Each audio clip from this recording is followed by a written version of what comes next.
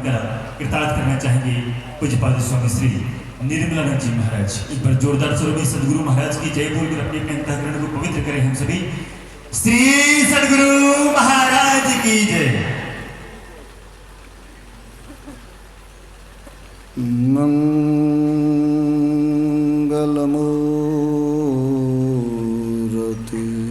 सतगुरु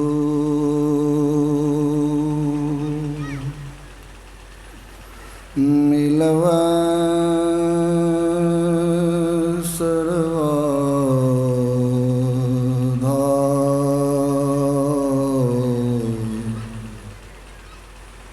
मंगलमय मंगल करण विनवा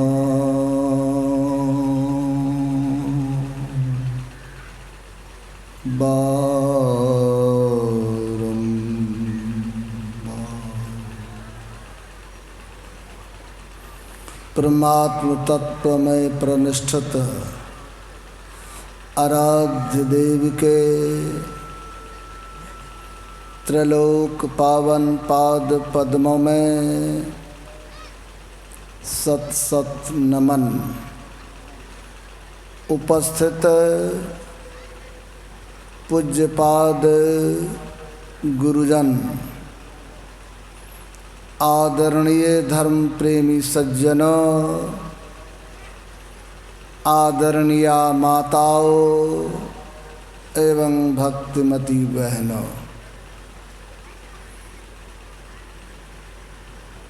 अभी हम लोग पूज्य स्वामी गुरुनंदन जी महाराज से श्रवण कर रहे थे। संत त्रिकालदर्शी होते हैं। संत तीनों काल की बात को जानते हैं और संत की कृपा जिस जीव पर हो जाए तो उसका कल्याण हो जाता है।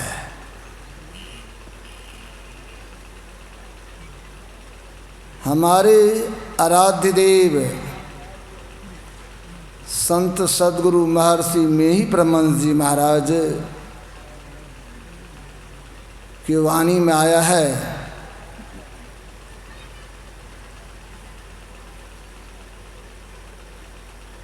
संत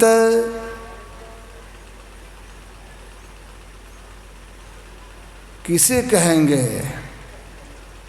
तो शांति स्थिरता व निश्चलता को कहते हैं। शांति को जो प्राप्त कर लेते हैं संत कहलाते हैं।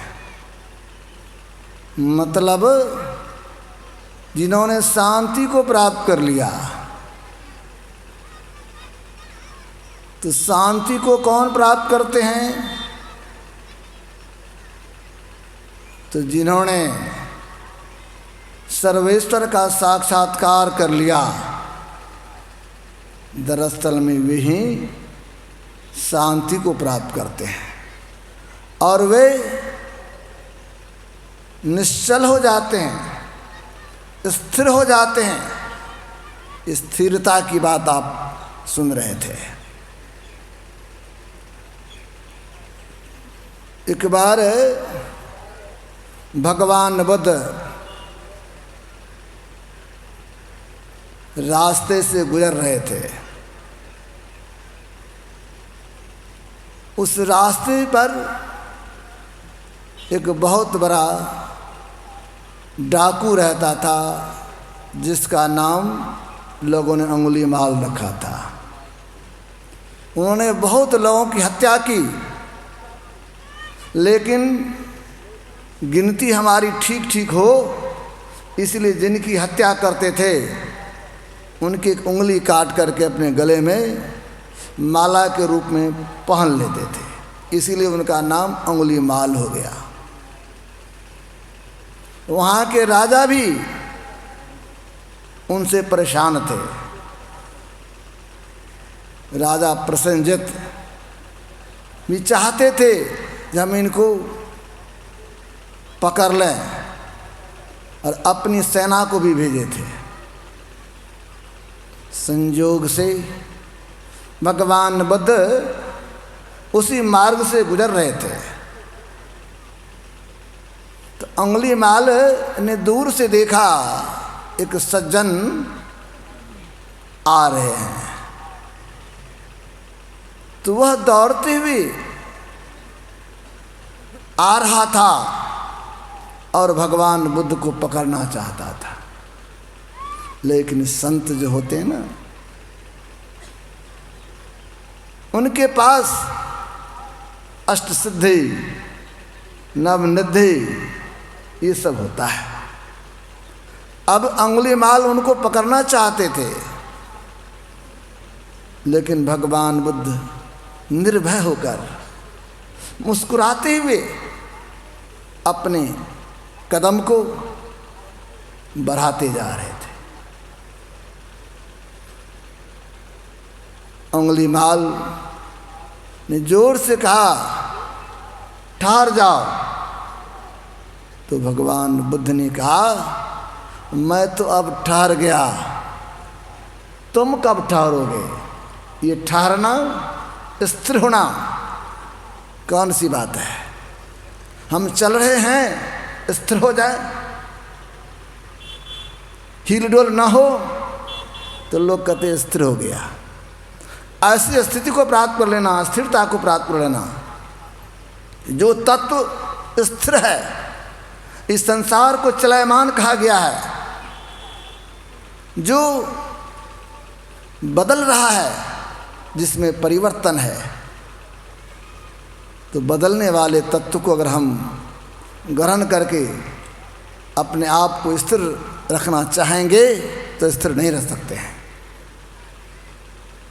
तो भगवान बुद्ध ने संकेत में कहा, मैं तो ठहर गया, अब तुम कब ठहरोगे? उंगलीमाल उनके इस रहस्यमय वाणी को नहीं समझ पा रहे थे। भगवान बुद्ध जब मुस्कुराए, जब रुक गए, तो दौड़ते हुए आए, उनके चरण पर गिर गया। उनको बड़ा आश्चर्य हुआ, जो मेरे नाम से लोग भयभीत हो जाता है, और ये कैसे महापुरुष हैं जो हमको मुस्कुराते हुए कहते हैं मैं तो ठहर गया, अब तुम कब ठहरोगे? मतलब ये ठहरना हमारे आराध्य आवागमन सम दुख दूजा है नहीं जग में कोई। इसके निवारण के लिए प्रभु भक्ति करनी चाहिए। आना और जाना यानी चलना जब तक लगा रहेगा तो सुख नहीं। तो भगवान बुद्ध ने वही कहा, जो मैं स्थिर हो गया। और संत कौन होते हैं? जो अस्थिरता को प्राप्त कर लेते हैं। तो दर्शन में वैसे महापुरुष का संग हो जाए तो हमारे गोस्वामी जी महाराज ने बड़ा अच्छा कहा, सठ सुध रहे सत्संगति पाई, पारस परस कुधात सुहाई। कहा गया जो सठ है, जो अज्ञानी है, वह भी सुधर जाता है। बड़ा सुंदर उदाहरण दिया, जिस प्रकार पारस पत्थर का संग अगर कुधातु लोहा को हो जाता है तो लोहा भी सोना बन जाता है। उसी प्रकार जो कुमार्गी है, जो पापी है, वे भी संतों के शरण में चले जाते हैं, संतों के संग में चले जाते हैं, तो उनका सुधार हो जाता है, उनका कल्याण हो जाता है। गोस्वामी जी महाराज ने एक जगह बड़ा अच्छा कहा, संत संग अपवर्ग कर, कामी भव कर पंथ, कह संत कवि कविद, श्रुति पुराण सदग्रंथ। ये संतों का जो संग है इससे क्या होगा? तो मोक्ष मिलेगा, मोक्ष के मार्ग में हम जाएंगे, दुख से छूटेंगे। अगर संसारियों का संग हो जाएगा तो पुनः पुनः संसार में आना पड़ेगा, जन्म लेना पड़ेगा, मरना पड़ेगा। इसलिए संत कबीर साहब ने बड़ा अच्छा कहा इस सत्संग के बारे में, इस सत्संग में लाभ बहुत है। क्या लाभ है भाई? तो तुरंत मिलावे गुरु से। गुरु का मतलब ज्ञान होता है, गुरु नाम है ज्ञान का। शीश सीख ले सोए, ज्ञान मर्जाद जाने बिना, गुरु और शिष्य न कोई। कहा गया गुरु किनको कहते हैं? ज्ञान को। और हम सत्संग में जाते हैं, संत के शरण में जाते हैं, तो हमें ज्ञान होता है। कौन सा ज्ञान होगा? जिस ज्ञान के बाद परम कल्याण हो जाएगा, वो ज्ञान होता है। लेकिन मूर्ख जन को सारन जाने, सत्संग में अमृत बरसे। जो अज्ञानी जन होते हैं ना, वे सत्संग के महत्व को नहीं जानता है, जिसके कारण लोग सत्संग से दूर हटते हैं, सत्संग से दूर हटते हैं। संतों ने कहा इस सत्संग में क्या होता है? तो अमृत की वर्षा होती है। आप ही के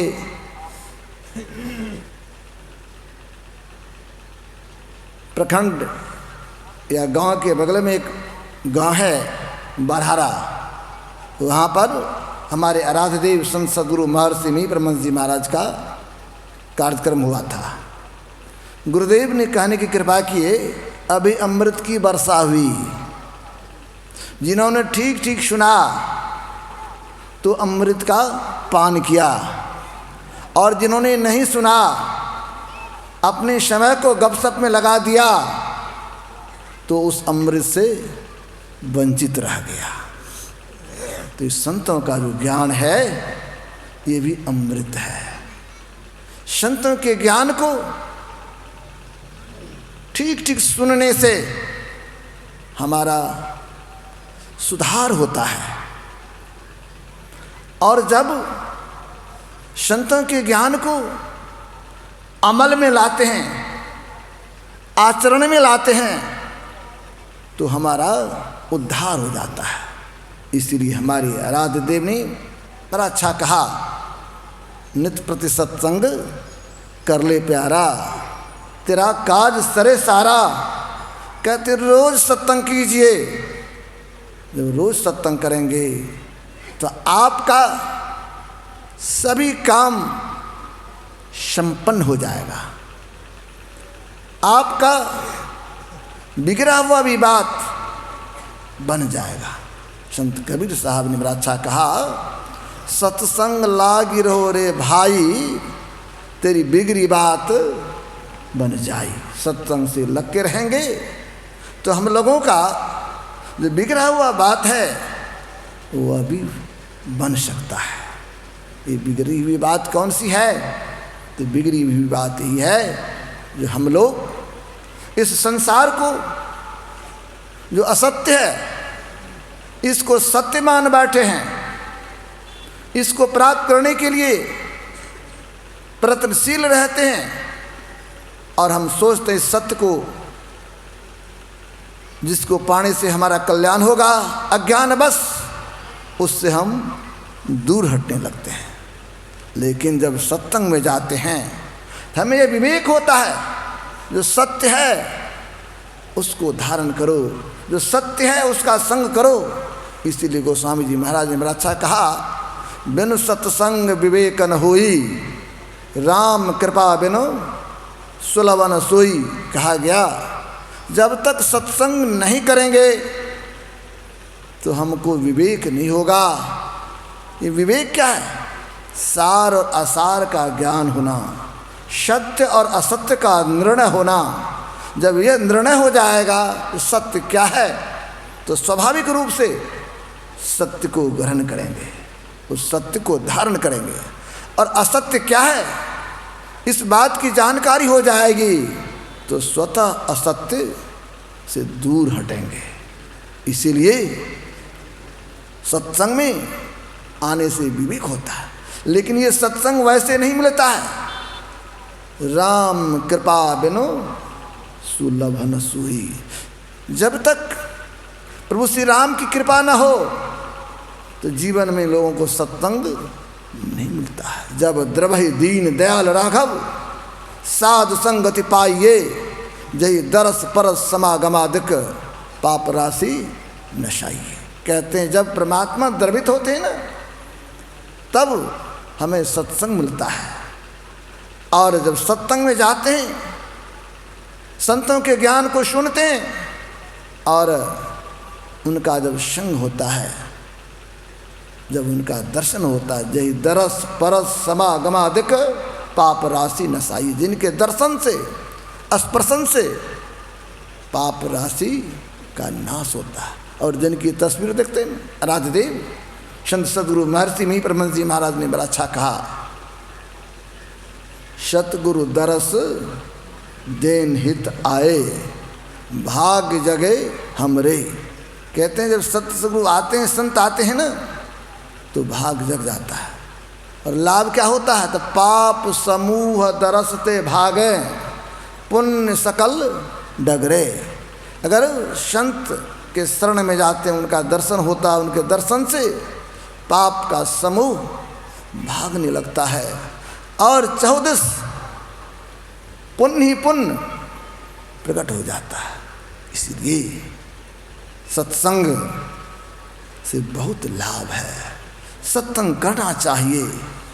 जो कोई सत्संग करते हैं उनका कल्याण होता है। जो सत्संग करते हैं वे जगत में पूज्य हो जाते हैं। जो सत्संग करते हैं वे मानव से महामानव बन जाते हैं। और की बात तो धर्मशास्त्र में पढ़ते हैं, लेकिन आराध्य देव को हम लोग देख रहे हैं। आराध्य देव ने सत्संग किया, अपने जीवन को सत्संग में लगाया, तो आज आराध्य देव जगत पूज्य हैं। आज घर घर में लोग उनकी पूजा करते हैं। ये सत्संग की महिमा है। इसलिए हम सबों को भी सत्संग करना चाहिए। और सत्संग में भी बाहर का भी सत्संग हो और अंतर का भी सत्संग हो। बाहर के सत्संग को सुनेंगे तो हमारा सुधार होगा, सद प्रेरणा होगी अपने अंदर में चलने का। और जब अंतर का सत्संग करेंगे तो अंतर के पथ पर चलना प्रारंभ करेंगे। अंतर के पथ पर चलेंगे। और जो कोई अंतर के पथ पर चलते हैं और अंतर के पथ पर चलते चलते जब सारे आवरणों को पार कर जाते हैं, प्रभु को प्राप्त कर लेते हैं, प्रभु से मिलके एक में एक हो जाते हैं, जीव पीव से मिल जाता है, तो ये सर्वोत्तम श्रेणी का सत्संग हो जाता है। इसीलिए दोनों तरह का सत्संग करना चाहिए। सत्संग बाहर का और सत्संग अंतर का। दोनों सत्संग की आवश्यकता है। इसीलिए हमारे गुरुदेव ने कहनी कृपा के सत्संग नित और ध्यान नित, रहिए कर संलग्न हो, व्यभिचार चोरी नशा हिंसा झूठ तजना चाहिए। और हमारे वेद भगवान ने बड़ा अच्छा कहा, ये सत्संग है इसको यज्ञ कहा। और इस यज्ञ को जो करते हैं वो पाप से मुक्त हो जाते हैं। जो इस यज्ञ को करते हैं उनको घमंड नहीं होता है, अहंकार नहीं होता है, मोह नहीं होता है। ये सत्संग की महिमा है। इसीलिए सत्संग करने की जरूरत है। हमें सत्संग करना चाहिए और सत्संग करने से ही हम लोगों का कल्याण होगा। हम लोगों के बीच हमारे पूज्यजन विराजमान हैं, तो मैं चाहूँगा उनसे भी श्रवण करें, तो हम लोगों का कल्याण होगा। इन्हीं के साथ मैं अपने वाणी को विराम दे रहा हूँ। श्री सद्गुरु महाराज की जय।